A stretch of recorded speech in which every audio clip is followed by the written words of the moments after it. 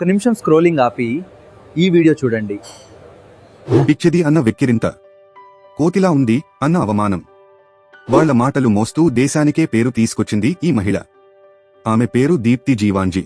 సహజంగా మనల్ని అలరించే వారి గురించి దేశానికి పేరు తెచ్చిన వారి కంటే మనకు తరచుగా ఎక్కువగా తెలుసు.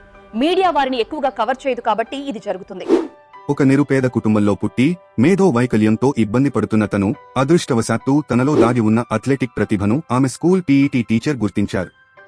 2019 రాష్ట్ర స్థాయి పోటీల సమయంలో దీప్తి ప్రదర్శన sports authority of India coach అయిన ఎన్ రమేష్ దృష్టిని ఆకర్షించింది. కానీ ఇక్కడే ఒక సవాలు. శిక్షణ కోసం హైదరాబాద్లోని ఎస్ఐ సెంటర్కు పంపడానికి దీప్తి తల్లిదండ్రుల వద్ద కనీసం బస్సు ఛార్జీలు కూడా లేవు. ఆ కష్ట సమయంలో పలు సంస్థలు, ప్రముఖ బ్యాడ్మింటన్ కోచ్ పుల్లెల గోపీచంద్ వంటి వారు ముందుకు వచ్చి సహాయం అందించారు. ఆ సాయంతో దీప్తి శిక్షణ తీసుకుని నేడు దేశం గర్వించే విధంగా గొప్ప విజయాలను సాధించింది. ఆమె విజయం ఇలాంటి వారి జీవితానికి ఎంతో స్ఫూర్తిదాయకం. ఒక్క లైక్తో ఆమె పోరాటాన్ని అభినందించండి. ఈ ఇన్స్పిరేషనల్ స్టోరీని షేర్ చేసి ఎంతో మంది మనోధైర్యాన్ని పెంచండి.